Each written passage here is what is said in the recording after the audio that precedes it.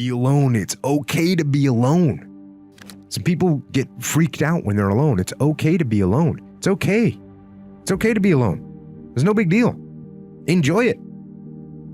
Do something productive and build that trust up in yourself. Look back at the situation, learn from it. Start with yourself, right? Rely on yourself, trust yourself. Because when someone breaks our trust, we question ourselves too. Yes. Like we think my judgment's bad. I'm not a good judge of human character because I totally put my faith in this person and look what they did to me. So now we don't trust her. So you got to build that trust up. You got to build that trust up back again with yourself. How do you do that? Read, write, learn, work out, and then look for them next time around, because you deal with people all the time that they made mistakes the first run. They go back and they make the same mistakes the second run. They go back and make the same mistakes the third run. That's when you got to start blaming yourself on your situation. That's why I said you got to build a relationship with yourself. You got to learn yourself. You got to trust. You got to learn to trust yourself. So spend some time doing that. There's a process to all this stuff, man. The process starts with, you got to shut off technology. You got to go here. I call it the dark room, where you're alone. No cell phones, no music, no TVs, no computers. You by yourself. Very few people want to be alone anymore. They want to be around noise, and you can't think. Be alone. Go to that dark space. In that dark space, shut life off for a little bit. Go to a dark place in your mind and figure out what you want to be. You don't know what you don't want, because you don't know what you want to be because you haven't spent real time with yourself. Spend time with yourself. Trust me. And once you find that passion and that purpose, your goals, your purpose, everything will just start lining up. When I was growing up, there was this statement, I think it was Pascal, he said, all of man's problems arise because he cannot sit by himself in a room for 30 minutes alone. And it's very true. I always needed to be stimulated. And when the iPhone came along, boredom was dead. I would never be bored again. Even if I'm standing in line, I'm on my iPhone, and I thought it was great. And when I was a kid, I used to try and overclock my brain, be like, how many thoughts can I think at once? The answer is only one, but I would try to think multiple thoughts at once. And I was proud of that. I was proud that my brain was always running. This engine was always moving. And it's a disease. It's actually the road to misery. And now that I'm older, I realize you actually want to, again, rest your mind. You want to learn how to settle into your mind. And now I look forward to solitary confinement. You leave me alone for a day, it'll be like the happiest day I've had in a while. And that is a superpower that I think everybody can attain. The superpower of learning to be alone and enjoying it. Yeah. I know people whose lives have been ruined because somebody wasn't good for them. See, there's some people that aren't good for you. Hello? They aren't good for you. You've got to get them out of your life. See, a lot of people put up with a lot of foolishness because they don't want to die by themselves. Here's what I believe. I believe in a one-to-a-box theory. Ask this question of yourself. Make a list of who you communicate with most and ask yourself the question, what kind of person am I becoming because of this relationship? Is it helping me to grow mentally and emotionally and spiritually? Am I becoming a better person because of this relationship? Do they bring out the best in me? Do they inspire me? Do they encourage me to develop my greatness? Do they make me stretch? So you got to look at the people in your life and find out, what kind of person are you becoming because of that relationship? My mother used to say, birds of a feather flock together. You run around with losers, you will end up a loser. Move on. Straight up, move on. Forget them. They are lying and they are untrustworthy, so move on. Now, sometimes this can be hard, especially if they've somehow tied themselves into your life, especially for instance, you get the kids involved in a divorce scenario, you can't move on, but you have to mentally move on. You have to emotionally detach from that human. And that's hard to do because obviously they were someone that you trusted. And the reason I know that you trusted them is because they got to a point where they were able to betray your trust and destroy you. So it's hard.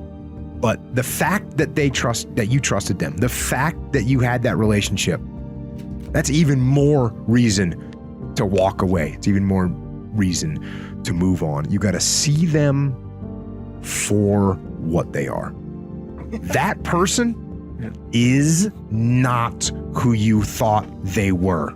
The idea that this person was a trustworthy, faithful companion is not true.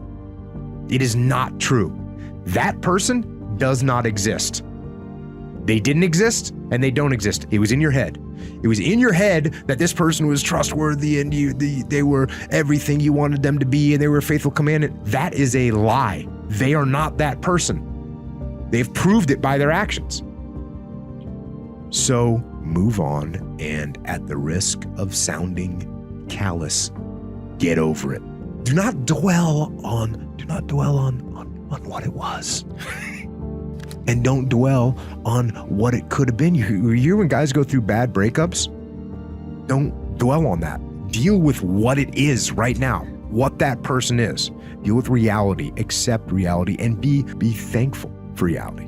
Be thankful that you were able to learn before you invested more into this person. Be thankful that you found out when you did that this person was a liar, that this person was unfaithful, was untrustworthy. Be thankful that you know it, and you know it now instead of later. And you know what else is going to make it a lot easier to get over these situations is recognize that there's plenty of people out there in the world that are trustworthy and that are faithful, good people. They're out there. Go find one of them. But don't think that that person that you had was the only one in the world. They're not. It's great when people believe in us, cheer us on, make us feel valuable. We love when our spouse compliments us. A friend is there to give encouragement. Our coworker stays late to help us on a project. God uses people to help move us toward our destiny. But here's the key. You can't become so dependent on people that you're getting your worth and value out of how they treat you. It's easy to become addicted to compliments, addicted to encouragement, addicted to them cheering you on. Now you rely on them to keep you feeling good about yourself, to always be there to validate you, to make you feel approved. Like a drug, if they don't keep you fixed, meet all your expectations, you get discouraged, feel inferior, work overtime to try to win their approval. The problem is you're trying to get from people what only God can give. Your worth, your value doesn't come from another person, it comes from your Creator. And if you rely on people, you'll be disappointed. People will let you down. People will get busy and not be there when you need it. Sometimes people will even turn on you. Some of you are taking too much time trying to convince people to love you that do not matter. Some of you are taking way too much time tolerating and trying to get people engaged that don't matter, that don't care, that are never ever gonna help you get into your destiny. I felt like saying to you this week, if somebody can walk away from your life, let them walk away. You shouldn't have to convince anybody to love you. If they can walk, let them go. If they leave you, it means they're not attached to your future. We spend so much time wasting energy because we're so upset about being rejected by people. What if I told you that some of the rejection you have been facing in your life, it's because people are jealous of what's on your life? What if I told you that the rejection is simply an indication that you got favor on your life? God is getting ready to do something in your life. You just got to understand there's more to know. We live in an external world. Everything is you got to see it, touch it. It's external. If you can, for the rest of your life, live inside of yourself. Stop listening to people who are calling you fat, gay, transex. Everything that is makes no sense. All these insecure people putting their insecurities on you, you gotta flush it out. You gotta just be whoever the hell God or whatever the hell you believe in. If you believe in nothing but yourself, I don't care what it is. You gotta take everything and throw it away. You have to believe in one thing, and that is yourself.